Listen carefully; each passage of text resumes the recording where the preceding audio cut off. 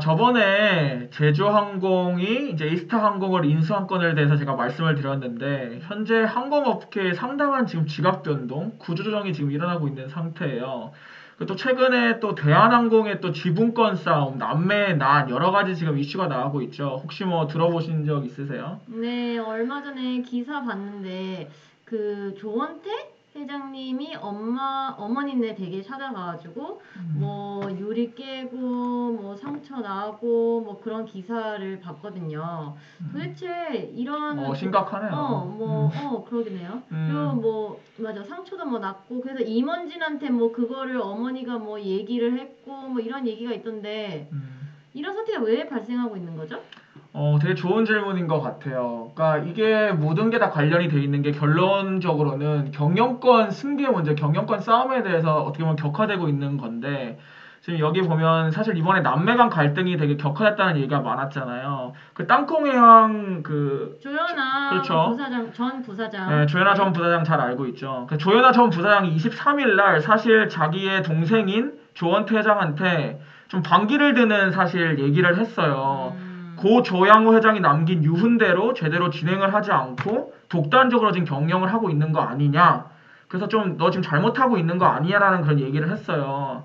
그래서 이제 사실은 어떻게 보면 조원태 회장 입장에서는 좀 뒤통수 맞은 기분이죠. 뭐 사실 같은 가족에서 지금 의기투합해가지고 경영권 지키기도 지금 벅찬 상태인데 갑자기 와가지고는 너 지금 제대로 하고 있지 않으니까 좀 똑바로 해라라고 지금 얘기를 한 거잖아요. 네. 그래서 그거에 대해서 좀 약간 문제가 있었던 부분이 있고, 그래서 사실은 그게 사실 좀 되게 중요한 부분이 뭐냐면 어떻게 보면 지금 서로 싸우고 있는 거잖아요. 그럼 사실 이런 사태가 왜 발생하게 된 것일까에 대해서 좀 말씀을 드리면, 아까 말씀드렸던 지분 싸움이 사실 가장 나중에는 궁극적인 이유기는 한데, 좀 여기서 중요한 부분이 고 조양호 회장이 그 유언을 제대로 사실은 남기지 않고 어떻게 보면은 갑작스러운 죽음을 맞이하게 돼요. 유언을 남기지 않으신 그렇죠. 거죠? 유언을 제대로 남기지 못하고 갑자기 별세를 하게 됨으로써 제대로 된 후계자를 지명하지 못하고 이제 음, 돌아가시게 된 거죠. 근데 당연히 뭐 조원태 회장 입장에서는 자기가 경영권을 승계를 해서 뭐 경영을 해야 되는 거 아니냐라고 생각을 했을 거고. 그렇죠. 조현아 전 부사장, 조현민 그분도 좀 시끌시끌했잖아요. 음.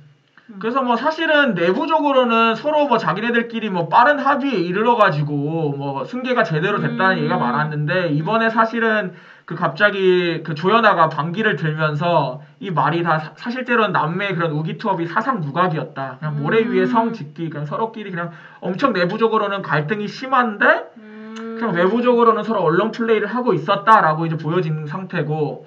그래서 어떻게 보면은 조연아 입장에서는 그런 거를 좀 잘 준비를 해서 좀 이번에 대외적으로 언론 플레이를 한번 한 거예요. 동생을 상대로 네가 음, 지금 잘못하고 있고 이렇게 한 번도 서로가 합의가 된 적이 없었는데 왜 네 멋대로 행동하냐 이거죠, 한마디로. 그래서 이렇게 된 음, 상태고, 그 지금 앞에서 아시겠지만 그 땅콩회항 사건이 되게 컸잖아요. 그럼요. 언론에 엄청 탔고, 그다음에 뭐 그 사무국장 지금 최근에 또 이제 재판 결과가 나오기도 했는데 사실 뭐 제대로 된 보상을 받지는 못한 것 같은데, 제 입장에서 봤었을 때는. 그쵸. 근데 일단 어떻게 그런 사무국의 직장에 그런 일이 있고 나서 언론 플레이가 확실히 됐고 이제 여론이 들끓다 보니까, 여기서 좀 되게 중요한 게 조현아 전 부사장이 한 1년 7개월간 이제 무직으로 지금 되어 있는 상태예요. 어떻게 보면 그런 음, 언론의 이슈가 있었기 때문에 무직으로 지금 현재는 되어 있는 상태인 거죠. 부상으로 있었다가. 그래서 뭐 어느 정도 조용히 있다고 생각을 했었는데, 이제 여기서 되게 중요한 부분이 이번에 이제 조양호 회장이 돌아가시면서 이제 자기의 지분을 어느 정도 그 세 남매하고 이제 자기 부인한테 좀 약간 양도를 했어요. 음, 근데 이제 발생하는 대략 상속세가 한 2,700억 정도가 되는 걸로 지금 추산이 돼요, 총, 총으로. 근데 일단 여기서 조 전 부사장, 여기서 말하는 그 뭐냐, 조 전 부사장이, 조현아, 조현아가 네. 600억 정도를 내야 돼요. 지금 현재 추산되는 지금 어, 규모로는. 근데 네. 일단 2,700억 중에 450억 정도는 바로 납부를 하고, 한 음, 5년간 이제 6차례 나눠서 나머지 그런 금액을 이제 납부해야 되는 상황에 이르렀는데, 음, 사실 지금 조원태 회장은 이제 그룹 총수가 됐잖아요. 그래서 이제 뭐 물론 배당 받는 것도 있고 당연히 회장이니까 월급 받을 거 아니에요. 그렇죠. 그래서 뭐 그런 거를 합산해 봤을 때 한 대략 한 40억 정도를 가져간다고 해요. 음, 그럼 이제 이렇게 되면은 뭐 어느 정도 계속 한 몇 년 정도만 상속을 하면 6년, 6차례, 5년간 6차례 나눠서 낼 수 있다 그랬잖아요. 음, 그러니까 어느 정도 커버는 할 수가 있는데, 네. 지금 조정 부사장 같은 경우는 지금 무직이잖아요. 그렇죠. 그 지금 자기한테 들어오는 실질적인 소득이 하나도 없어요. 그러니까 음, 자기한테 지금 주어진 어떻게 보면은 이 어떻게 보면 상속세를 낼 여력이 하나도 없는 거죠. 그래서 어떻게 보면 여기서 지금 약간 나오는 얘기가 이런 상속세 부담을 좀 어느 정도 덜기 위해서 지금 자기 동생을 상대로 지금 언론 플레이를 하고 있다. 600억. 600억을 낼 돈이 없어요, 재벌가가? 그게 사실은 아시겠지만 최대 주주라는 것 자체가 그 지분을 팔기 전까지나 그렇게는 사실 현금이 들어오는 게 없잖아요. 그리고 사실 600억이라는 돈이 아무리 재벌가라고 하지만 그걸 단숨에 내기에는 그래도 한 몇십억씩 나눠서 낸다고 해도 그 돈을 가지고 있는 재벌가 사실 그렇게 많지 않아요. 그래서 사실 지금 이건희 회장 같은 경우도 지금 어떻게 보면은 계속 자신 그 건강이 악화된 상태에서도 지금 현재 계속 호흡기를 댄 상태로 뭐 사실 경영권 승계나 그런 상속세 문제가 다 아직까지 엮여져 있기 때문에 그런 거고. 그래서 여기서 일단 이런 지금 상태가 되고 있는데 여기서 지금 현재 약간 주화라하는 그런 이제 그 기업이 하나의 그런 주체가 있는 거죠. 네. 그게 이제 바로 KCGI라는 일명 강성구 펀드라고 하는 사모펀드예요. 그래서 여기서 좀 되게 중요한 부분이 뭐냐면 그래서 사실 지분 구조를 나중에 좀 더 설명을 드릴 텐데 최근에 KCGI라는 이제 사모펀드 아까 제가 말했던 강성구 펀드가 원래 한 15.98%의 한진칼 지분을 가지고 있었어요. 근데 최근에 17.29%로 지분을 늘렸어요. 이거 좀 보여드리면 여기 보시면은 15.98%에서 17.29%로 늘려졌잖아요. 좀 확대를 해드릴게요. 그러면은 대략 한 1.31%가 증가를 했잖아요. 늘어났네요. 지금 시총이 2조라고 봐도 그래도 꽤 큰 200억 정도가 어떻게 보면 드러난 거잖아요. 그래서 보면은 근데 여기서 단순히 보면은 되게 웃겨요. 보유 목적이 변동사유가 단순 추가 취득이라고 돼 있어요. 근데 이게 진짜 웃긴 게 그 1.31%가 올라갔잖아요. 근데 1.31%를 단순 추가 취득으로 사실을 사는 그런 주체는 많지 않아요. 그러니까 어떻게 보면 제가 봤었을 때는 다분한 그런 목적이 있다. 뒤에 목적이 있는데 그러면 사모펀드 이 KCGI가 왜 이렇게 추가 매입을 하는 거죠? 그래서 좀 약간 설명을 드려야 되는 부분이 뭐냐면 KCGI가 사실은 그 좀 되게 강성구 대표가 이끄는 펀드인데 그래서 강성구 펀드 그렇다고 하죠. 그러니까 Korea Corporate Governance 그 뭐 인터벤션인가 뭐 그런 식으로 하는 펀드인데 한마디로 지배구조 전문가들이 모인 사모펀드라고 생각을 하시면 돼요. 그러니까 지배구조가 좀 취약한 그 회사들을 찾아서 거기에 이제 지분을 매입함으로써 좀 이제 행동주의, 즉 행동주의가 뭐냐면 이제 좀 약간 소수 지분을 가지고 있는 주주들이 최대 주주한테 좀 이제 지분을 늘려가면서 이런 식으로 경영을 하면 안 된다. 자신의 지분을 좀 늘려가면서 이제 최대 주주를 압박하는 거죠. 이런 식으로 행동주의를 통해서 내가 직접 이제 주주들이 약간 패시브하게 그냥 주주로서 소액 주주로 남아 있는 게 아니고 적극적으로 그런 목소리를 높이는 거예요. 그렇게 함으로써 최대 주주도 좀 뭔가 경각심을 가지고 우리 같은 이제 주주도 있다. 그렇기 때문에 우리 모든 그런 주주들한테 이익이 극대화되는 방식으로 니네도 경영을 했으면 좋겠다라고 적극적으로 그런 목소리를 내고 의지를 표명하는 그런 펀드라고 생각을 하시면 돼요. 그러니까 미국에 그 엘리엇 펀드라고 유명한 펀드가 있잖아요. 예, 사실 미국에서는 그런 행동주의 펀드가 상당히 커요. 그리고 그 역사가 또 상당히 오래됐고 그걸 통해서 상당히 그런 그 주주들의 이익을 극대화시킴으로써 나중에 뭐 배당을 더 받는다던가 아니면 주가를 올림으로써 나중에 이제 그걸 팔고 나옴으로써 이익을 실현하는 그런 식의 그런 전략을 하는 게 행동주의인데 한국에서는 사실 뭐 이제 어느 정도 시작된 그 역사가 그렇게 길진 않으나 어떻게 강성구 펀드가 이걸 보면 어떻게 선구자로서 선두주자로서 이제 이런 것들을 하고 계신다고 보시면 될 것 같아요. 그래서 다시 돌아가면 그래서 지금 현재 이게 한진칼의 지분 현황인데 지금 조원태 회장 아까 말씀드렸죠. 이제 땅콩향으로 유명한 조연아 전 부산 누나죠. 조현민 이제 동생 막내 동생 남매가 총 가지고 있는 거 합산하고 이명희가 이제 어머니이신 거죠. 총 합산하면 대략 한 28.94%가 돼요. 근데 이제 특수관계 지분율 합쳐서 이제 대략 한 29%를 정도를 가지고 있는데 지금 KCGI가 조금 이제 최근에 17.29%로 업데이트가 되는데 여기는 좀 약간 아웃데이트 된 건 좀 양해 말씀을 드리고 17.29%가 됐으면 이제 대략적으로 한 10% 정도밖에 차이가 안 나는 거예요. 근데 여기서 중요한 점이 뭐냐면 델타항공이라는 또 이제 큰 항공사가 있잖아요. 최근에 KCGI가 이러한 행동주의식 이런 전략을 펼친 게 꽤 오래됐어요. 이 한진칼 내에서도 되게 오랜 기간 동안 펼쳐왔기 때문에 이제 어떻게 보면 이런 조원태 회장을 포함한 조양호 회장이 그때 살아있을 당시만 해도 이런 KCGI의 이런 행동에 좀 상당히 많은 위협감과 위기감을 느낀 거죠. 그래서 델타항공을 어떻게 보면 우군으로 초빙을 하는 거예요. 추첨을 해서 어떻게 보면 화이트나잇이라 그러죠. 백기사가 최대 주주가 좀 유에 빠졌을 때 그때 이사회에서 의결권을 던짐으로써 나는 너를 지지한다라고 하는 그런 화이트나이트를 추첨한 게 델타항공이에요. 그래서 좀 보여드리면 그 델타항공이 들어오고 나서 사실은 좀 그 여기 보면 이게 주가가 이게 한진칼 주가거든요. 이 점선으로 된 게 한진칼 주가가 떨어졌어요. 그 사실은 조원태 회장이 조양호 고 회장이 별세를 하고 나서 주가가 좀 올랐거든요. 그 이유는 제가 판단해 봤었을 때 이제 KCGI가 오랜 기간 이런 행동주의식 행동을 했다고 했잖아요. 그러니까 앞으로 이런 식으로 계속 행동주의식 전략을 펼침으로써 주가가 부양될 거라는 게 이제 어느 정도 시장에 그런 그 생각이었던 것 같아요. 그래서 주가가 올라가서 차츰 계속 올라가는 추이를 보이고 있죠. 이 점선입니다. 근데 갑자기 델타항공이 이제 한진칼의 지분을 매입하겠다고 10%를 매입하겠다고 이 시점에 발표가 돼요. 그러면서 갑자기 주가가 확 떨어지는 거 보이시죠? 그러니까 이게 결론적으로는 KCGI의 영향이 좀 약화되는 거 아닌가? 영향력이 좀 약화되는 거 아니라는 게 이제 시장의 어느 정도 이런 생각이었던 거. 그걸 대변하듯이 주가가 갑자기 떨어지죠.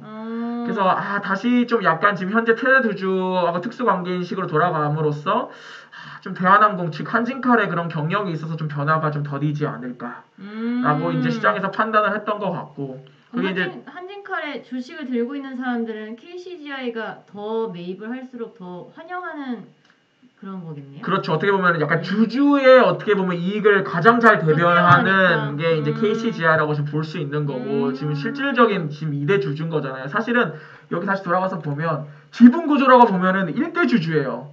단지 그러니까 얘네들이 조원태 회장과 특수관계 지분 합쳤을 때 이 정도라는 거지. 그쵸. 실질적인 그냥 한 명 개별적으로 보면은 1대 주주인 거예요. 그래서 이러다 보니까 KCGI가 이번에 17.29%로 또 늘렸다는 게 단순 취득이라고 말은 하지만 다분한 그런 목적이 숨어 있는 그런 취득이었다고 저는 지금 보여지는 거고.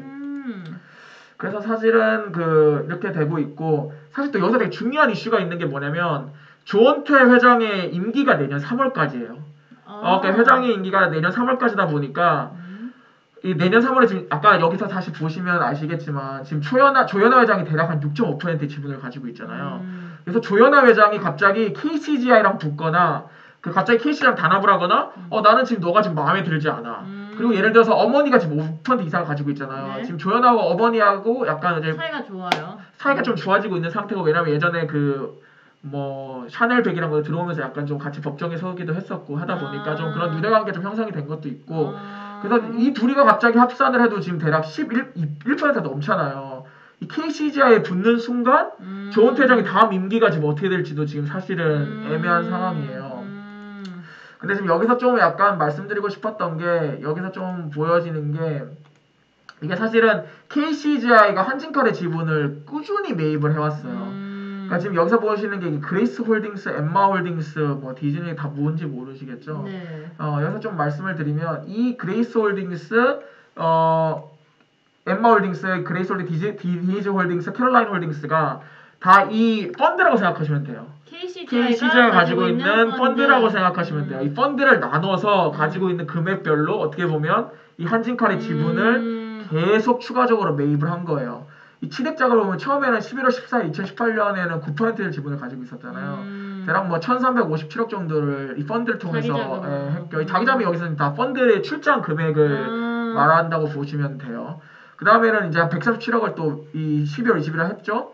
근데 이때 여기 차입을 또 해요. 그러니까 자기의 펀드에서 이제 어느 정도 거의 다 소진을 했다 보니까 이 그레이스 홀딩스가 가지고 있는 그 출자금 가지고 이 상상인 저축은행으로부터 차입을 하는 거죠. 가지고 있는 주식을 담보로 해서 대출을 일으킨 거예요. 한진칼 132만 주를 가지고 있는 걸 가지고 이 정도를 돈을 더 빌린 거죠. 한 200억 정도를 차입을 했죠. 상상인 저축은행으로부터. 네. 200억을 하면서 이제 10.81%로 지분이 갑자기 늘어나요. 이제 어느 정도 그레이스 홀딩스에 이제 지분이 다, 그러니까 출자금하고 차입금으로 다 돈을 쓰고 나니까 제가 또 다른 이제 또 자기 가지고 있는 펀드로 또 돈을 쏘기 시작해요. 197억, 그다음에 127억. 이때는 그레이스 홀딩스에는 담보대출을 다 상환을 하고 이 상상의 저축은행에 상환을 한 거죠. 자기 주식담보대출을 상환을 하고 다시 미래로부터 돈을 빌려요. 주식담보대출을 다시 일으키는 거죠. 그때는 이제 한진칼 75만 주 이렇게 미래에서 때 차입을 199억을 거의 비슷한 금액으로 다시 한 거죠.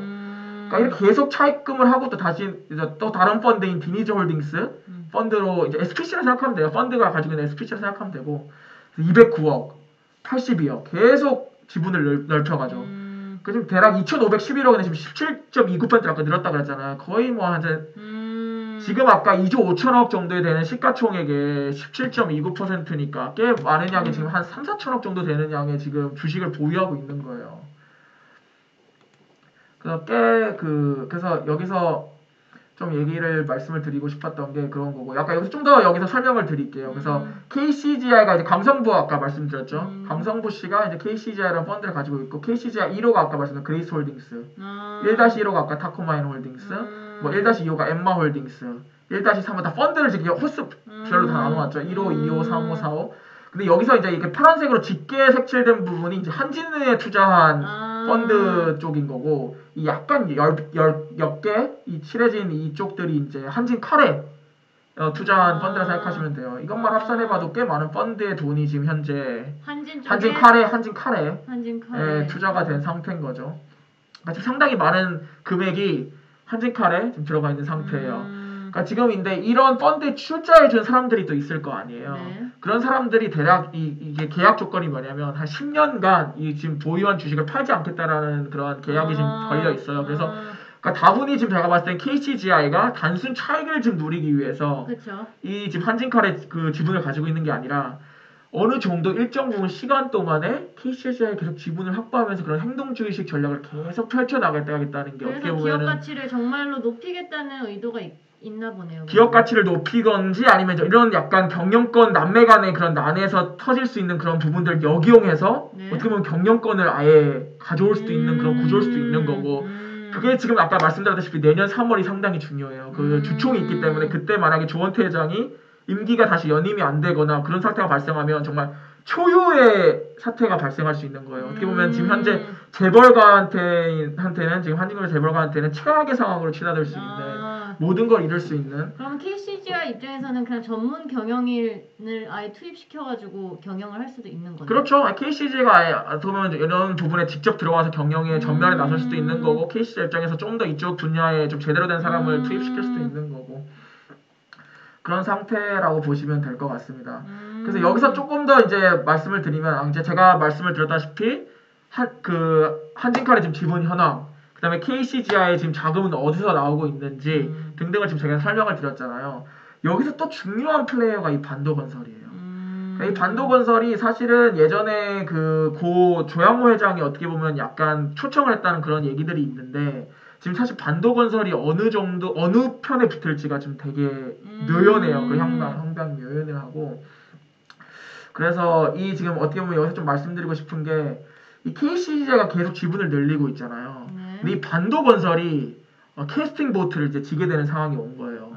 대략적으로 아까 6% 이상을 가지고 있다 그랬잖아요. 그럼 지금 현재 여기서 조금 더 설명을 드리면, 이 지금 특수관계인 29%에 델타항공 합쳐봤자 39%잖아요. 근데 지금 대략 29%에서 한 6.3%를 정도를 더하면은 일단 23. 거의 20% 정도가 되잖아요. 거의 23이 되잖아요. 23, 4가 되잖아요. 네. 그러니까 지금 40%까지는 안 되더라도 여기서 이제 약간 변수가 아까 말씀드렸다시피 조연아와 이명희의 지분이 지금 어디로 갈지는 지금 그쵸. 상당히 모연한 상태고, 그래서 반도건설이 캐스팅 보트를 지게 되고, 만약에 KCGI에 갑자기 붙게 된다. 그리고 불만을 품고 있는 아까 조 전 부사장하고 지금 아까 제일 되게 좋은 지적해 주셨는데, 이명희 모친이랑 지금 조원태 회장이랑 또 갈등이 싸우고 있죠. 격화되고 있고 지금 싸우고 있잖아요. 그럼 이명희 어머니의 그런 표심까지 만약에 KCGI한테 간다, 이렇게 한번 생각을 해볼게요. 그러면은 초유의 사태가 벌어지는 거예요. 그러니까 한진가이 서로 싸우다가 공멸하는 거고, KCG가 갑자기 최대 주주로 갑자기 뜬금없이 올라서는 거죠. 그러니까 뭐 그런 사실 확률은 좀 적다고는 볼 수 있는데, 저 엄마가 굳이 아들한테 그렇게 할까요? 네, 일단 한번 두고 봐야 될 것 같아요. 그래서 내년 3월이 좀 약간 상당히 중요한 시기가 될 것으로 판단이 돼요. 위기네요, 정말 위기. 그래서 만약에 그러면 KCGI가 지금 한진그룹한테 지금 어느 정도 지금 거의 2대 주주로서의 지금 역할을 하고 있잖아요. 경영을 좀 개선하라, 이런 경영 개선안을 좀 내놨어요. 그러니까 딱 크게 세 가지로 나눴는데, 뭐 주주환원 정책은 원래 행동주의를 펼치니까 좀 한다고 보고, 지배구조 개선을 해라. 그다음에 사업성을 개선을 해라. 그다음에 사회적 신뢰를 제고를 해라라는 게 이제 어떻게 보면 큰 세 가지 축이라고 볼 수 있고, 이 사업성 개선의 입장에서는 사실은 좀 둘이 조금 비슷한 부분이 있는데, 사실은 어느 정도 KCGI가 말한 것들을 좀 듣겠다고는 하고 있는데 여기 보면 호텔 부지 이런 걸 매각한다고는 되어 있잖아요. 근데 사실 이거는 오랜 부분 KCGI가 사실 하라고 했던 거예요. 유유부지 매각을 하라든지. 이게 사실 유유부지 가지고 있는 가장 크게 호텔을 가지고 있고 뭐 LA 호텔이 있고 그다음에 성현동 부지 이런 것들을 가지고 있는데 이런 차입을 많이 해서 가지고 있는 유유 자산이다 보니까 부채 비율을 높이는데 가장 일조하고 있는 그런 유유 자산들인 거예요. 그런 거를 빨리 매각함으로써 차입금도 갚고 현금을 가지고 있는 게 어떻게 보면 가장 중요하다고 지금 KCGI는 제안을 하고 있는 거고 한진그룹도 그 부분에 대해서 어느 정도는 인정을 하는 것 같아요. 그래서 따르겠다고는 하는데 일단 추진을 하겠다고 얘기는 하고 있죠. 그 다음에 이제 일단 부채 비율이 상당히 높다. 그걸 이제 축소를 해야 된다라는 게 지금 그 KCGI가 강력하게 말하고 있는 거고. 조현아 전 부사장님이 호텔 사업에 굉장히 관심이 많다고 그랬었는데 그러면은 좀 KCGI의 좀 편을 먹기가 싫어질 수도 있겠네요.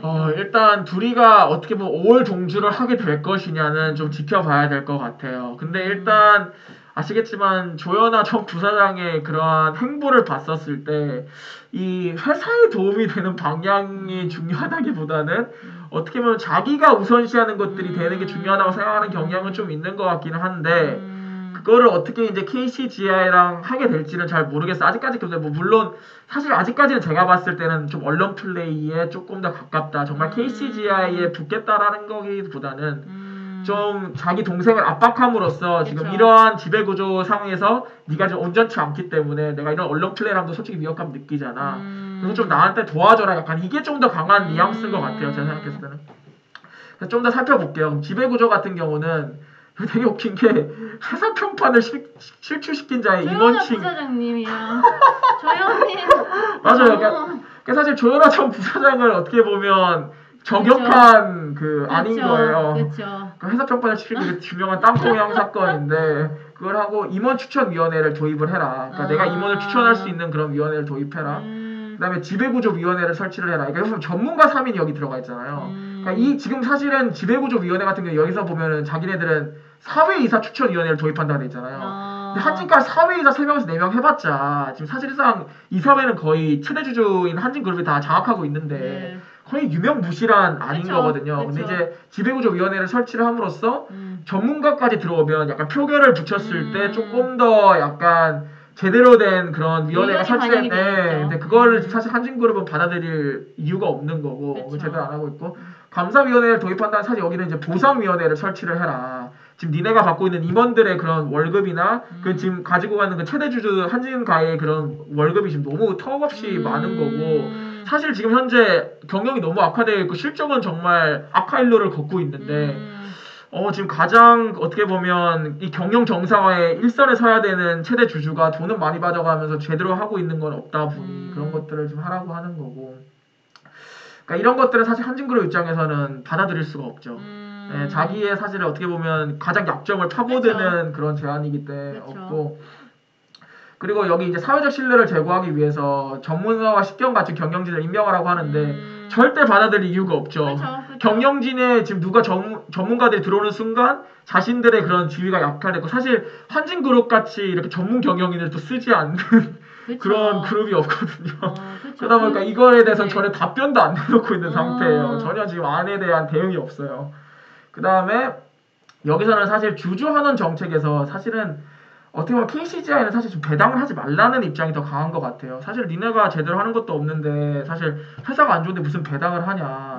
근데 사실 배당을 뭐 50% 수준으로 뭐 한다는데 이거 줄이는 상태겠죠? 근데도 배당을 하겠다는 건 자기들의 그런 배를 채우겠다는 거예요.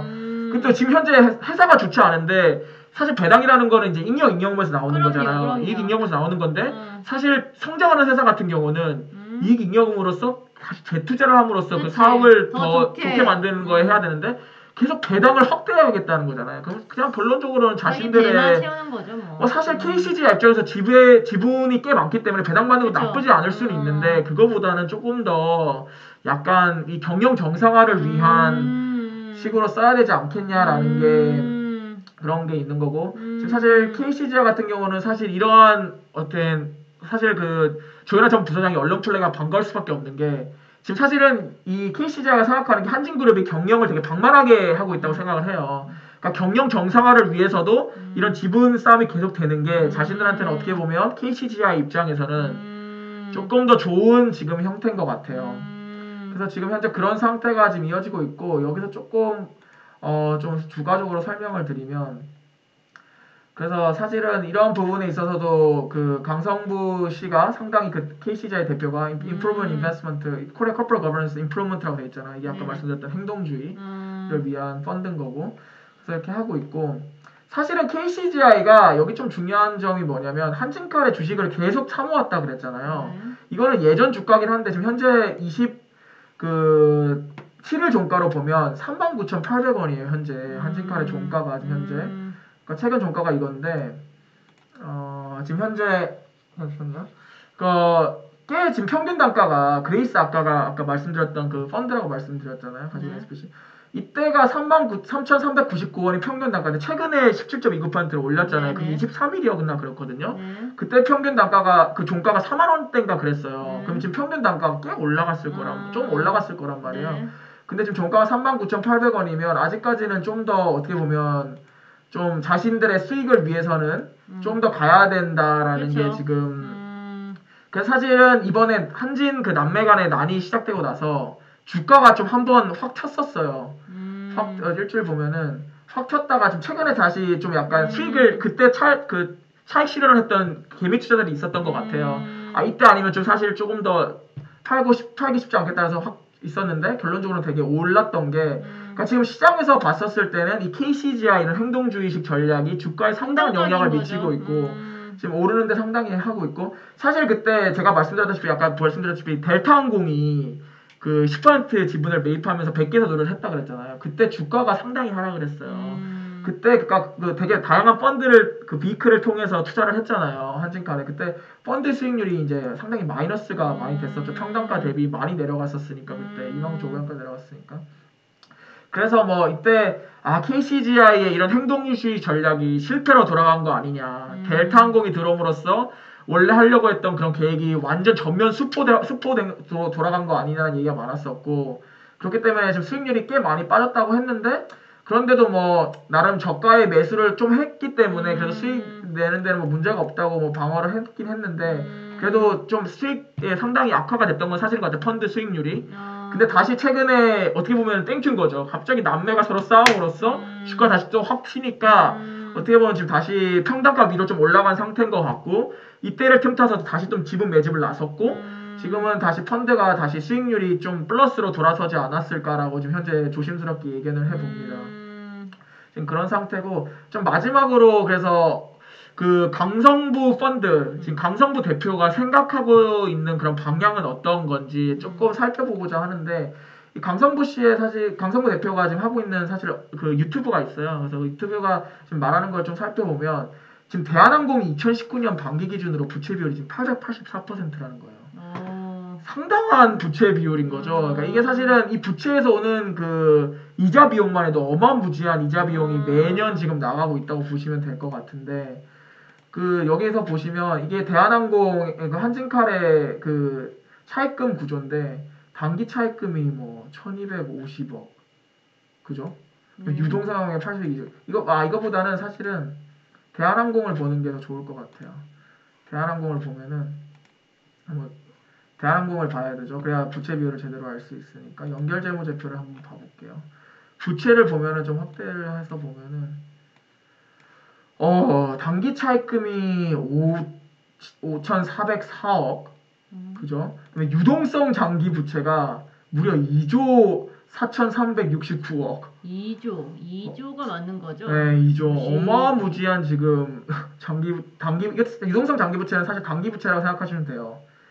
유동적인 1년 안에 갚아야 되는 그런 장기 1년 부채를 생각하시면 되기 때문에 상당한 부채인 거고 그 다음에 장기 차입금도 지금 어마무지하죠. 2조 6,544억 사채도 2조 다 부채 단위가 저거예요 지금. 물론 리스 부채는 어쩔 수 없는 거죠. 왜냐면 지금 항공사니까 항공기 리스로 하기 때문에 원래 그 요즘은 다 이제 파이낸스 리스라 그래서 다 부채로 잡게 돼 있어요. 그쵸, 예전 같은 맞아요. 경우는 이제 유동성을 그 리스 비용으로 잡을 수 있었는데 그건 재무제표에 반영되는 게 아니고 그 오퍼레이팅 리스라고 그러죠.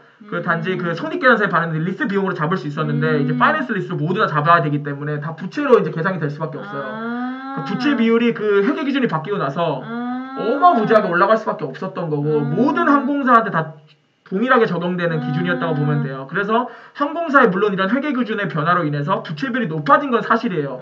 전반적으로. 전반적으로. 근데 지금 부채를 한번 보세요. 24조예요 지금. 네. 24조인데 자본이 얼마예요 지금?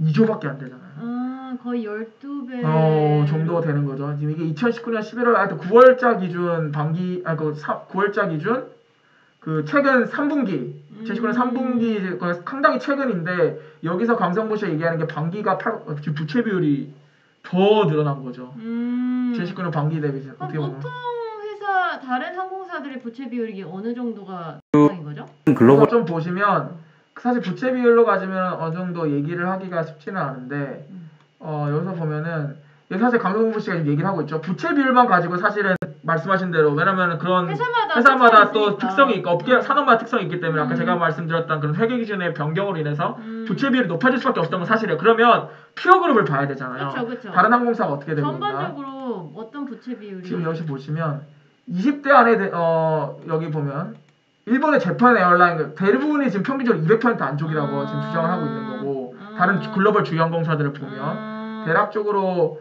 그 200% 아니면은 뭐 한 2배 정도면 나쁘지 않잖아요. 근데 지금 아까 보신 것처럼 12배가 지금 나오고 있는 거고. 적게 봐도 11배, 12배. 그럼 일본의 재팬 에어라인 같은 경우는 지금 70% 정도 부채 비율 거의 무차익 경우는 아니 아무리 그 뭐 그런 회계 기준이 있다 그래도 지금 현재 일본의 그러한 에어라인 같은 경우는 지금 거의 무차익이라고 봐야 되는 거예요. 항공기들 당연히 리스를 할 거 아니에요, 항공기들을. 그럼요. 근데도 지금 무차익 거의 항공기를 직접 구매를 하고 있다는 거예요. 그 말인즉슨 리스를 하고 있잖아요. 자산으로 해가지고. 그렇죠. 근데 이제 지금 무차익 경영하고 상태인데 지금 대한항공은 그게 안 되고 있다는 11배, 거고. 12배. 그 아까 제가 말씀드렸다시피 그 유유 자산이 되게 많다 그랬잖아요. 호텔. 굳이. 그렇죠. 리조트. 그러니까 그 유전을 많이 보유하고 있는데 이게 상당히 문제라고 지금 생각하고 있다는 거예요. 이게 가장 문제고 이제 부채물이 높은 이유가 그 유유자산의 차익을 많이 일으켰기 때문도 있기 때문이라는 거고. 그래서 그거를 지금 그리고 제일 문제가 이 가지고 있는 호텔 부분이 계속 적자예요. 거의 창사 이래로 돈을 벌어본 적이 없는 그런 부문이다 보니까 밑빠진 독에 그냥 물붓기를 계속 하고 있는 그러니까 어떻게 보면 그런 거 있잖아요. 약간 최대 주주가 아까 말씀드렸다시피 그 조현아 부사장이 호텔 좋아한다고 아까 말씀을 하셨는데 애정을 가지고 있는 사업이죠. 그러니까 애정을 가지고 있는 사업이다 보니까 이 포기를 못 하는 거예요. 근데 제대로 된 기업을 보면 잘 안 되고 있는 자산은 적극적으로 매각을 함으로써 그 돈을 현금을 가지고 제대로 된 그 사업이 잘 되고 있는데 투자를 하거든요. 해야죠. 근데 그게 지금 안 되고 있는 거예요. 그게 지금 정확하게 안 되고 있는 상태인 거고 지금 대한항공 한진콜에 있는데 지금 또 LA에 호텔을 가지고 있는데 그 호텔가가 장부가가 1조 6천억이에요. 그 유유자산으로 그 장부가 1조 6천억에 내리고 있는 자산 실제 장부가 1조 6천억이니까 시가는 더 높겠죠. 그거를 사실 팔면은 들어올 수 있는 돈이 어마무지한 거예요. 근데 그거를 지금 돈도 안 되는데 계속 적자로 나고 있는데 계속 가지고 있는 거죠. 이게 얼마나 쓸데없는 짓이라는 이겁니까 한마디로. 그래서 지금 그런 상태인 거고 그 다음에 그 에어라인 아까 일본의 재팬이 사실 이 강성부 씨가 사실은 이 항공업계 이 대한항공 한진칼에 이렇게 적극적으로 나선 거에 일본에 가서 이런 항공업들을 되게 깊이 연구를 했던 걸로 알고 있어요. 그러니까 일본도 한때 항공업이 되게 어려웠던 때가 있었는데 어떻게 이런 시기를 극복했냐라는 거를 상당히 가서 공부를 많이 하고 자기가 직접 이제 보고 나서 아 대한항공이 이렇게 가고 있으면 안 되겠다라는 거 어떻게 보면 깨달은 거죠. 그래서 이거에 대해서 이런 행동주식 펀드를 만들어서 내가 적극적인 이제 주주로서의 그런 정책을 펼쳐 나가겠다고 이제 마음을 먹은 거예요. 그래서 그 재팬 에어라인도 이런 것들을 통해서 적자가 계속 나고 있었는데 이거를 과감하게 정리를 했다는 거예요. 과감하게 정리를 했고 이걸 통해서 완전히 턴어라운드가 됐다는 거죠. 그래서 아까 무차익 경영이 가능했던 거고 지금 그렇기 때문에 지금 대한항공 한진칼도 이런 거를 무조건 해야 된다는 거예요. 근데 지금 그게 안 되고 하고 지금 국가의 이런 부도 사례나 이런 그 기업의 부도 사례를 보면 여기서 이게 항상 얘기하는 게 이번에는 다를 거다. 이번에는 좋을 거다. 이번에는 문제가 없을 거다. 근데 그 잘못된 생각 하나로부터 이 모든 게 번진다고 하는 거예요. 이번에는 다를 거라 생각하지 말고 이번엔 똑같을 거다라 생각해야 된다는 거예요. 그러니까 그거에 대해서 대비를 해야 된다는 건데 지금 현재 대한항공은 그 대비를 안 하고 있고 이러한 것들을 내가 차츰차츰 하나씩 고쳐 나가겠다를 이제 강성부 씨가 하겠다는 그런 얘기인 거고. 그 지금 어떻게 보면 제일 중요한 상황인 거예요. 한진그룹이 놓여져 있는 가장 중요한 시기고 이런 것들을 해나가야겠다라고 지금 얘기하는 거라고. 지금 이제 그러면은 대한항공이 앞으로 어떻게 나갔으면 좋겠다. 이제 한진그룹에 가지고 있는 이 강성부 씨의 생각인데 운송 전문 기업 집단으로 다시 태어났으면 좋겠다는 거예요. 그러니까 지금도 운송 전문 기업 집단인데 짜증나고 하는 게 너무 많으니까. 뭐 호텔 그런 거 좀 돈 안 되는 거 과감히 정리해버리고 그 유일 자산을 바탕으로 얻은 현금으로 현재 포커스해야 되는 그런 운송 전문 사업에 투자를 과감히 더 해야 된다라고 얘기를 하는 거고 지금 알고시피 요즘 항공우주 아니면 이제 군수 사업 이런 것들이 좀 되게 많이 발전을 하고 있어요. 근데 항공기 자체가 사실 군수업 쪽에 가장 중요한 전략 자산이잖아요. 그런 것들도 있고 드론 배송도 되고 있고 여러 가지 그런 미래지향적인 사업들이 있을 수 있는데 그런데 과감히 투자를 해야 된다는 거예요. 그리고 여기서 나중에 되면 좀 더 얘기를 하는 게 이 드론 지금 얘기를 하시죠. 이런 드론은 부분이 할 수도 있고 약간 나중에 돼서 그러는 얘기를 하는데 나중에 여기서 그 강성보 씨가 중요하게 얘기하는 부분이 뭐냐면 사실 항공기를 타면 예를 들어서 미국을 간다 생각해 보세요. 몇 시간 비행을 하죠? 거의 12~13시간을 비행기를 타고 있잖아요.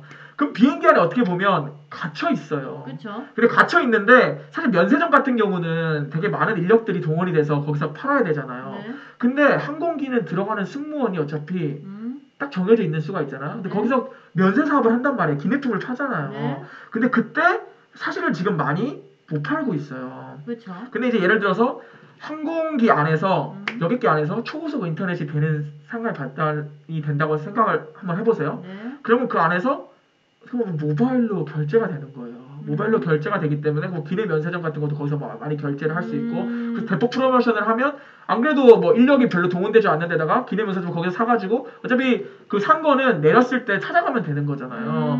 그러니까 지금 어떻게 보면 그 항공기 안에 갇혀져 있었을 때 그런 프로모션을 많이 한다든지 그런 그 초고속 인터넷이 가능해져서 그런 모바일 그런 판매가 가능해지면 그럼 훨씬 더 거기서 많은 수익이 창출될 수 있다는 거예요. 그런 쪽에 투자가 돼야 되고 그런 IT와 접목되는 사업들에 더 투자를 많이 해야 되는데 지금 진짜 그런 거는 실제로 안 하고 있고 지금 막 지분 싸움만 하고 있고 계속 부채 비율은 늘어나고 있고 지금 제대로 된 갈피를 붙잡고 있다는 거죠. 그래서 이 강성펀드 가지고 있는 생각이 이런 식으로 나가야 된다. 그래서 이제 지분 구조를 차츰차츰 넓혀서 목소리를 더 세게 나오겠죠. 그래서 이런 식으로 가야 되지 않겠냐라고 지금 얘기를 하는 게 여기서 또 중요한 얘기가 지금 현재 국내에서 소매 판매가 대략 470조 원인데 여기서 그 온라인 매출이 20% 성장한다는 거, 온라인이 120조였다는 거예요. 그 대략 30% 이상의 것들 온라인 매출이었는데 이런 것들이 이제 아까 말씀드린 그런 모바일 안에서 것들이 가능해지면 훨씬 더 수익성이 개선될 수 있고 어떻게 보면 12시간 안에서 계속 쇼핑을 할 수 있게 만들 수 있다는 거예요. 그러니까 그런 것들로 가능하게 돼야 된다는 게 이제 강성부 씨가 가지고 있는 생각입니다. 그래서 아까 이게 말씀드렸던 그 지배 구조를 개선함으로써 이 경영 개선안에 어떻게 보면은 들어가는 큰 그림인 거죠. 그렇게 해서 좀 더 대한항공 즉 한진칼이 조금 더 잘 됐으면 좋겠다. 그래서 어떻게 보면 이런 남매의 난이 어떻게 보면 지금 되게 상당히 반가운 소식이고 그렇죠. 지금 확실히 핫한 감자랑 맞는 것 같아요. 제가 쓴 블로그에서 상당히 많은 분들이 지금 클릭 수가 엄청 빨리 올라가고 있는 게 지금 어떻게 보면은 가장 관심을 가지고 있는 중요한 이슈인 것 같고 제가 계속 이렇게 항공업에 대해서 말씀을 드리는 게 이번에 그 저번에도 제가 설명드렸다시피 제주항공은 이스타항공